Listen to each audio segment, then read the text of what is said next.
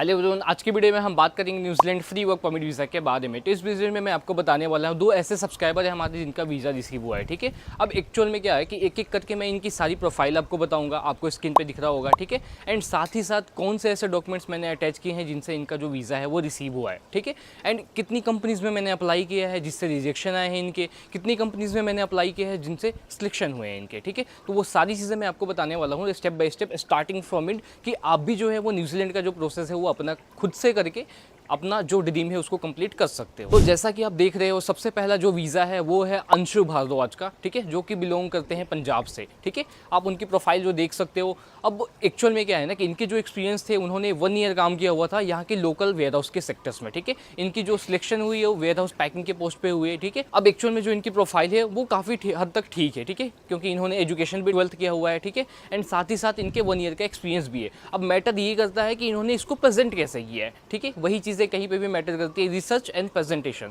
ठीक है, अब यहाँ पे इन्होंने जो भी एप्लीकेशन फाइल की थी ये कंपनी की ऑफिशियल साइट्स पे भी जाके दे रहे थे, और साथ ही साथ जो यहाँ पे थर्ड पार्टी साइट्स होती हैं वहाँ पे भी इन्होंने एप्लीकेशन फाइल की थी, लेकिन इनका कोई भी रिस्पॉन्स नहीं आया। आप एक एक करके मैसेज को भी देख सकते हो कि इनके जो बार बार रिजेक्शन आते थे और काफ़ी टाइम से ये परेशान थे। ठीक है, उसके बाद क्या हुआ कि जैसे ही इन्होंने मेरे को इन्फॉर्म किया ये सारी चीज़ों के बारे में, क्योंकि जब तक आप मेरे को बताओगे नहीं कि ऑलरेडी आप कितनी कंपनीज में ट्राई कर चुके हो, उस अकॉर्डिंग मैं डिसीजन नहीं ले पाऊंगा। ठीक है, तो जैसे ही इन्होंने सारी इन्फॉर्मेशन मेरे को बताई, वैसे ही मैंने इनकी सबसे पहले जो मिस्टेक देखी वो इनके डॉक्यूमेंट्स में देखी। क्योंकि कहीं पे भी अगर आप अप्लाई कर रहे हो तो आपसे पहले आपके जो डॉक्यूमेंट्स है वो सबमिट होते हैं। ठीक है, तो अपनी डॉक्यूमेंट्स में चीज़ों को ऐड करो, और वही चीज़ें ऐड करने हैं जो कि कंपनी को चाहिए होती हैं। अनवांटेड जितनी भी चीज़ें हैं उस सब चीज़ को उससे बाहर निकाल सकते हो आप। ठीक है, अब सबसे पहले मैं इनके डॉक्यूमेंट्स को समराइज़ करके बिल्कुल सिंपल एंड क्लियर फॉर्मेट्स को चूज़ किया। ठीक है, उसके बाद में सबसे पहले रेलेवेंट एक्सपीरियंस जो इनके थे, जो कम है तो कम ही ऐड करो, लेकिन तरीके से ऐड करो, उसमें अच्छे कीवर्ड्स ऐड करो जो कि कंपनी को चाहिए होते हैं, फिर ही आपके जो काम है वो कंप्लीट होंगे। अब जैसे इनके डॉक्यूमेंट्स जो है ना वो कंप्लीट हुए,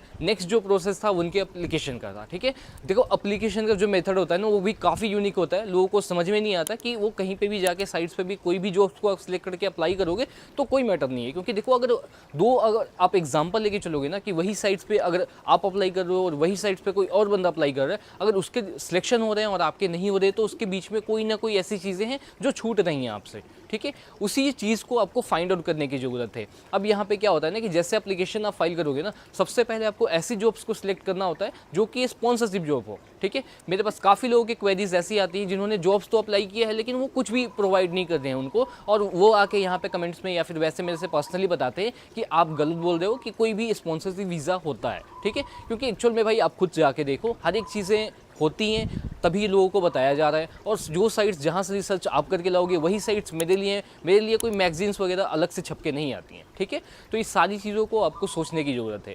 तो जैसे अप्लाई करने का जो मेथड था, मैंने सबसे पहले जो भी लेटेस्ट कंपनीज आती हैं उसमें अप्लाई किया, जो कि रिसर्च के ऊपर डिपेंड्स होती हैं। अगर आप भी रिसर्च करोगे तो डेफिनेटली वो कंपनीज आपको भी मिल सकती है। तो जैसे ही मैंने उन सारी कंपनीज में, लेटेस्ट कंपनीज में उनकी एप्लीकेशन जो है वो फाइल की है, साथ ही साथ कुछ कंपनीज जो हैं उनको ये प्रोफाइल सही नहीं लगी तो उन्होंने रिजेक्शन का भी जो मेल है वो उनको दिया है।